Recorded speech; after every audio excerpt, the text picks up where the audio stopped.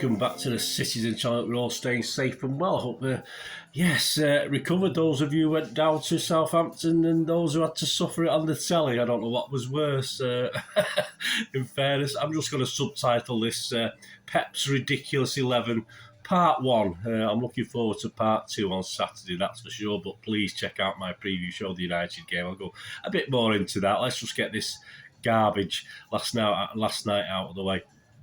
And a look at Southampton 2, Manchester City 0, and it certainly ain't our Carabao Cup, is it? That's for sure. Again, I think it might be a while before we win it again. Who knows? Perhaps it's back in the ether, and I'll have to sit on 8 wins for a few years. Who knows? Who knows? It was 8 p.m. St Mary's on the 11th of January 2023. Please, if you are new to the channel, push that subscribe button, push the bell notifications. I try and be cheerful if I can. If I can, I try and be positive if I can, but I'm not. I don't mind saying how it is with players. Some players don't have a good game, they don't have a good game, so we'll be honest about it, and hopefully next time they will. It's as simple as that. So please join me, push that subscribe button, push the bell notifications. Great to have you on board. Spread the word, of course. Everything City, past, present, and forever. I think I'd rather go back and delve into the past at the moment than do these live present ones. And please, if you get a chance, give that thumbs up, guys. Yes, there's nothing wrong with calling out things, calling out managers, calling out players. We're frustrated, and we move on. We move on to the next one, and we hope for something more positive. So everyone's got opinions. So some are a bit vitriolic, which is not right and never is. So you've got to try to be constructive at least, and not too destructive. Right, let's get on with it. The lineup, I got 8. I was quite happy with that on the night.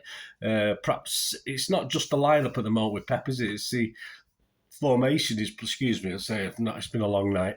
The formation is playing as well. That's the problem. So it's not just a matter of getting the 11 right. It's knowing where he's going to play certain players.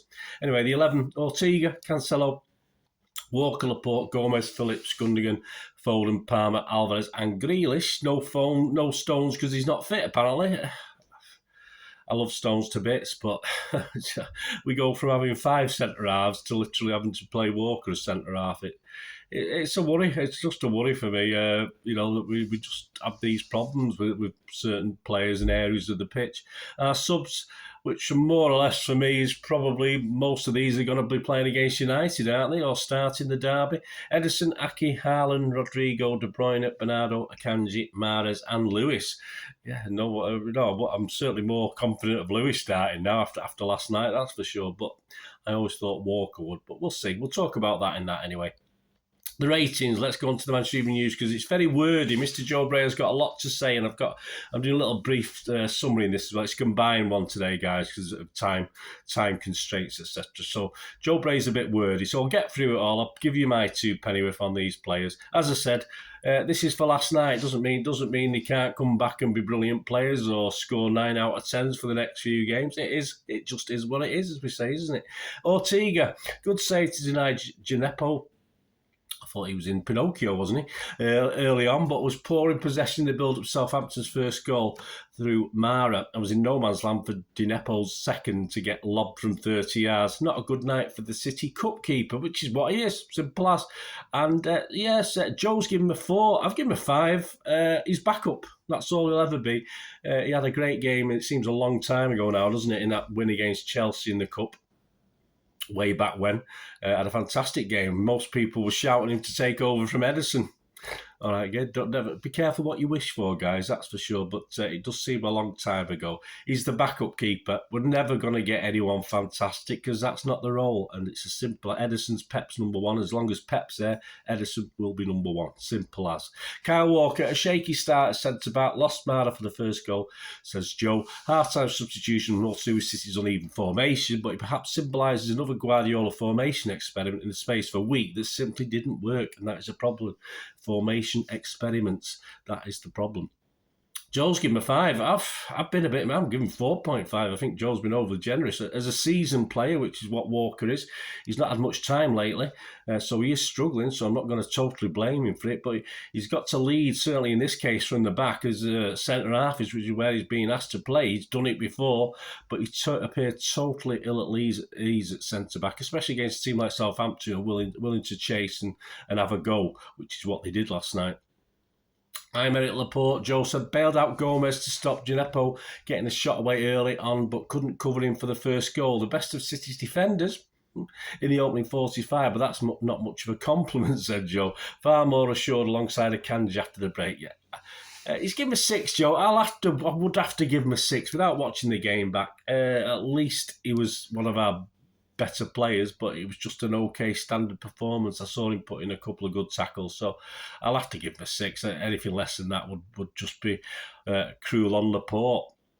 Cancelo, Joe said, looked more comfortable on the right than recent games there, but struggled to influence either City's defensive or attacking play on a disjointed night. Another who improved drastically in the second half. And Joe's given him a 6. Really? 6? I thought he was awful. Again, not particularly going to blame Cancelo. He wasn't in the greatest of form, and now Peps got him playing all over the place. I have no idea where he was playing last night. He seemed to play up the middle, up the right. Just weird roles, and it's no wonder he's struggling. And I can only, that score reflects Pep picking him in that formation and just his lack of confidence. So for me, a 4.5. I don't know where Joe gets a 6 from. Looks far from ordinary last night, and certainly with the derby coming up, who knows? Sergio Gomez, Joe said, given this inverted fullback role into midfield, but Southampton targeted him early on, and after 2 big warnings, he was guilty of giving away the ball for the first goal. It's funny, isn't it, how other teams and other managers actually tactically decide who to go for, and they know who to go for. It's marvellous. It's magic, isn't it? It's magic how clever they are. A foul throw summed up a hopeless evening, shocking, and made one of his last guaranteed starts with Arsenal awaited in the FA Cup. Replaced at half-time to ironic cheers. Yeah, I've not seen or heard that for a little while, to the level it was anyway, when he was taken off. Joe's given him a 3. I'll give him a 4. I'm being kind. I think, again, another one who's perhaps Peps thrown, I call it, under the bus, where he's got him playing when he's perhaps not ready at the moment. But when will he play, unless he can play in games like this with no real class around him generally? He's just got no smarts of his own to do anything, and it's a great shame. And I'd say another one who perhaps thrown a little bit under the bus, but just not good enough. Calvin Phillips, in his eagerly anticipated first start for City, Joe says Phillips looked a little panicky in possession and lacked the decisiveness of Rodri at times. Targeted by the Southampton press, Phillips looked vulnerable, as shown by his ponderous play in both his first half goals. Excuse me, guys. Well, he did improve after the break with a better system, better players around him. He will have hoped for more from his full debut, though. I think he will. Another one who was asked to do a lot of Pep, and I say against a Southampton team really up for it. Joe's given him a 4. I'm going to push him to a 4.5. I just think he another one under the bus. He just fitted in with the inept displays around him, and I'm not particularly going to blame him. But that, I'm not going to give him a good score just because it's not his fault. He just wasn't good enough. Gundogan, here we go. Joe said should have done better with his early effort. He's finished. I mean, thank God against Villa last season, he had 2 moments of magic, because some of his finishing this season has been deplorable. It's not even Sunday League standard. Wasn't able to lead his side back into the contest at 2-0 down as the most senior player on the pitch before reinforcements arrived. Joe's given him a 5. Again, I'm hovering 4.5 for me. Another poor performance. To say when he got that chance, he should have done better.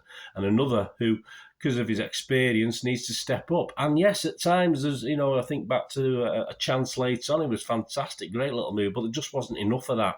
As far as an inexperienced 11, as far as playing together is concerned, he should be doing more in games like that. He should be taking them by the scruff of the neck. And I don't think now, as things are, he's perhaps capable of doing that. Phil Foden playing through the middle again, but with Southampton pushing so high, Foden got few chances to get involved and struggled to link midfield to attack, says Joe.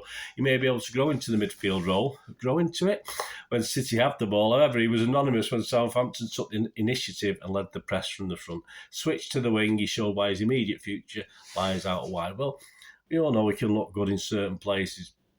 Joe's given him a 6. I've no real idea where he got a 6 from. I've given him a 5. Again, I won't say it was a lack of effort. He just looked totally little support. Couldn't really do too much on his own. Looks a little bit negative. Nothing creativity-wise. Wasn't seemingly willing to take too many on or take the odd chance. Just very negative on the whole. Cole Palmer, another enigma. A lot of people asking him to get loaned out and bring back some other guy who plays on the wing. I think McAtee.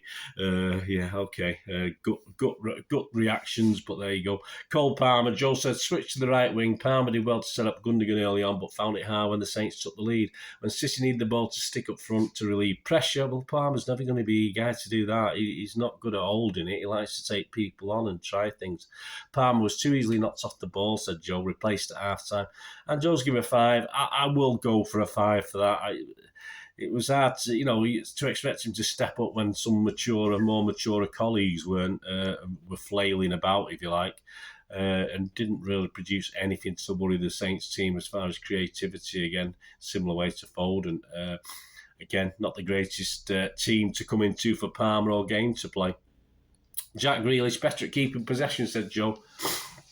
One of the only City attackers to run at his defender. Ultimately, though, he was another who left the gap between defence and attack too open for Southampton to exploit. Replaced for Haaland after getting away with an off-the-ball collision. I didn't see that. I'm not seeing that get back, guys. Was he right? Should he have been off, or should he have done something? I just saw a player on the floor, and for me, they were wasting time. But I don't know. I didn't see it. I'm sure there was a bit of 6 of one, half a dozen of the other.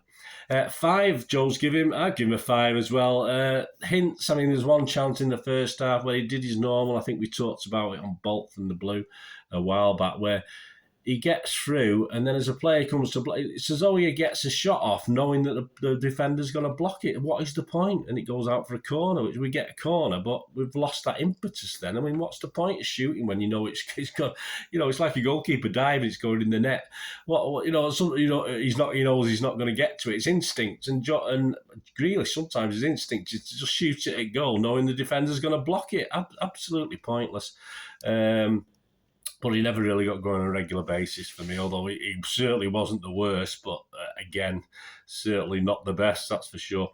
Alvarez barely touched the ball in the first half, said Joe, though either a lack of service or good marking job by Southampton defence. Dragged an effort wide at the start of the second half, and one cross just evaded him. Yeah, why wasn't Haaland in there? Why wasn't he in the middle and he'd be behind him? Confused I was. Otherwise, too quiet. Joe's giving me 5. Yeah, I'm sorry. I love Alvarez to bits, and he's got a lot of time to come and a lot of great play for City. But on the night, he can only mark what he does. I've given him a 4.5. I thought he had that first chance where KDB put him through in the second half. I say the first half, he was pretty much anonymous. And there's no one to cross to, so he had to have a go. And unfortunately, he fluffed his lines, and he fluffed his lines later on with that one from Gundogan as well. So perhaps we should buy Messi. Perhaps that'll release him. Get Messi, that'll release Alvarez. Subs Nathan Aki, 45 minutes. Immediately strengthened the left side, said Jones. Sates had no joy down there right in the second half. He may be emerging as City's strongest left back on recent showings and should start there in the derby. Yes, give him a 6. Yeah, I'd have to give him a 6 as well. He did what he was asked to do. We didn't concede a third, and he was okay. Akanji on 45 minutes. Another improved, says Joe, the back line simply by coming on in his natural position. His derby chances have also strengthened just by not playing that awful first half. I think it was pretty much nailed on for the derby anyway. We'll see. 6 from Joe. I'm giving him a 6 as well. Same as Aki, really helped stop further embarrassment overall.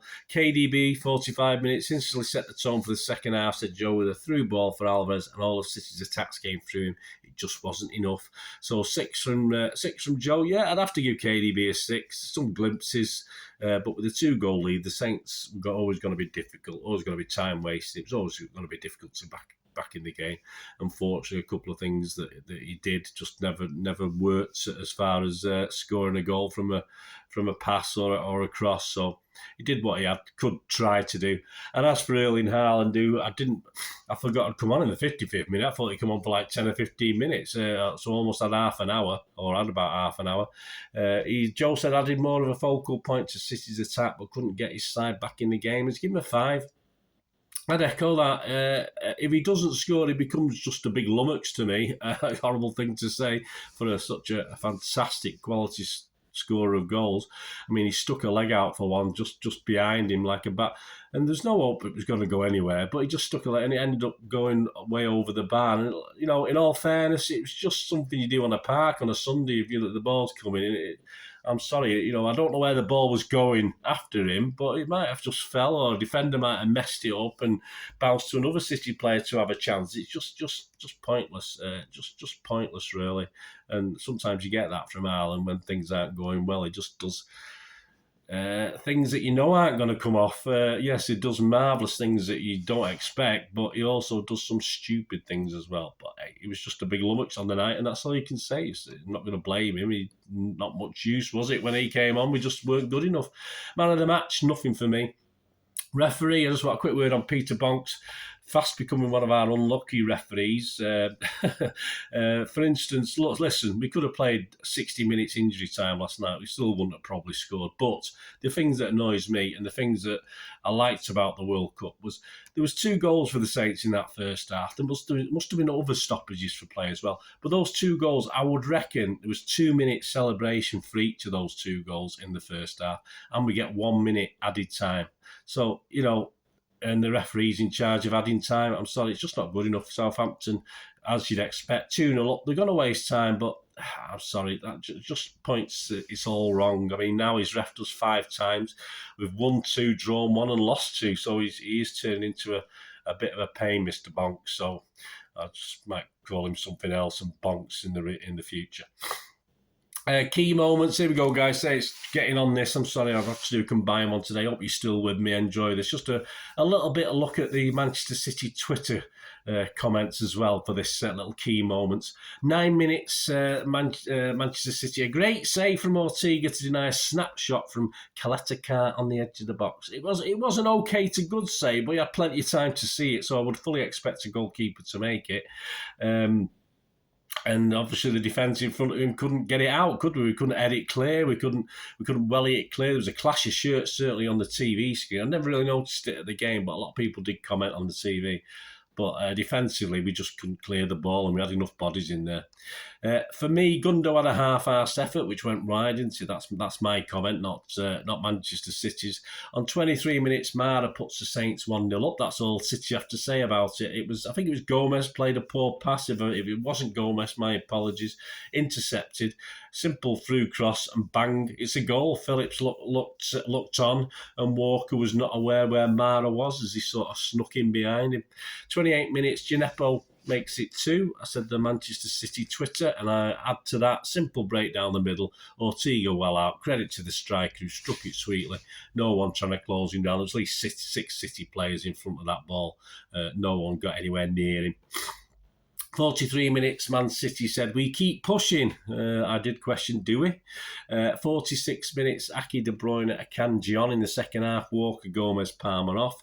47 minutes, a first decent through pass by the Lions, and Manchester City didn't even comment on this by KDB, but Alvarez, of course, hits it wide of the post. 57 minutes, we get Haaland for Grealish. Manchester City on 62 minutes, comment, fighting for a way back into it. Yeah, well, it fights the handbags at 6 paces, probably, yeah. 63 minutes, Rodri for Phillips. Manchester City on 78 minutes. A lovely play from Gundogan.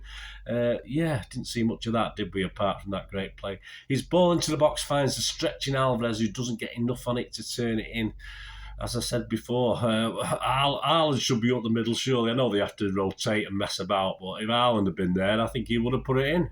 Obviously, Haaland was behind him, so the roles have been reversed. I think we might have got a goal back.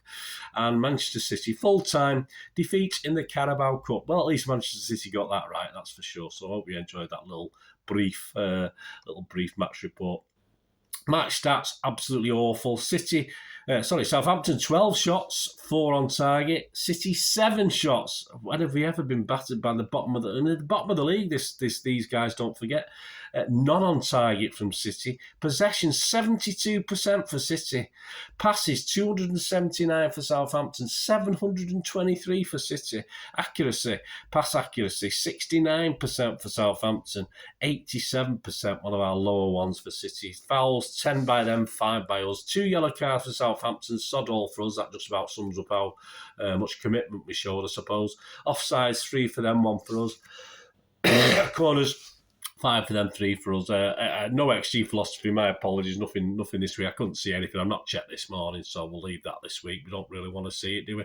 Overall record now reads Here we go. In the League Cup at Southampton, whether it be the Dell or now St Mary's, City have played 4 times in the League Cup. We've lost 4, scored 4 goals and let 12 in. So we've got another Wigan in the offing here, haven't we, guys? And to sum up, we'll finish off for 20 minutes plus now. Shocking performance. Yes, a weaker team. But even the experienced players in this team didn't even have average performances. And a lot of it has to do with the formation, playing players in positions they're not comfortable with or not been playing great at. We'll see at least 8 changes to this team for the starting lineup against United, but we have no momentum whatsoever going into this game. Yes, we've had a couple of victories after the World Cup, but as far as team, as far as tactics, this ridiculous 11 that Pep's been talking about for the derby. As I said, this is possibly part 1 of it, and we may get part 2 of his Pep's ridiculous 11. We can only hope, can't we? But join me for that preview. But we're just sluggish. That's the word I can use as far as momentum, and it could all turn a little bit nasty. Let's hope not. It's a new day, a new dawn, a new game. But let's hope it doesn't turn nasty on Saturday lunchtime. As far as Southampton, thoroughly deserved it on the night. Sadly for them, their stay in the Premier League will not mean they play teams like City every week. They've got another 18 teams who are going to put a far better performance up than we did last night, which will probably go against them when it comes to the end of the season, and possibly, being bottom at the moment, it will be very difficult for them to get out of it. But thoroughly deserved that. Nice, they've got a semi-final to look forward to. Certainly a winnable semi-final. They put the effort in. So it'll be interesting to see how they go on and we say goodbye, don't we? So there you go, guys. Nearly 22 minutes now. My apologies, but I had to do a little combined one with time constraints, etc. Let me know your thoughts. Hope you stuck with me anyway. It'd be great if you have. Much appreciated. I did write this up about 4 o'clock this morning when I got home, so I went to sleep about 5, got about 3.5 hours kip, so hope that was okay for you anyway, guys, and I tried to inform and entertain, and we move on, don't we? Move on. Let's write it off. Old gallows humour, it's all, the only thing missing last night was us singing "We're effing SHIT." I think we should, as fans, should have sung that. We lacked a little bit of that gallows humour last night because we were just a bit too shocked, I think, on most of the fans there anyway. So please check out my preview show for the United game. There'll be a lot more on formations and Pep's ridiculous 11s, etc., etc. And my starting 11, and tune in for that and give me yours as well. It'd be great to hear what you think for Saturday. I think certainly 9 of the team picks itself. There might be a couple of queries, but as I say, I think at least 9 players. I think 8 of them are definitely on the bench last night. Hopefully John Stones will be fit. I think we need him at the back. But hey, who knows what City are going to turn up. Thanks for watching. Please, until we meet again, that's one thing, don't I? That's one thing, please. Stay safe, Blues. Come on, City. Bye for now.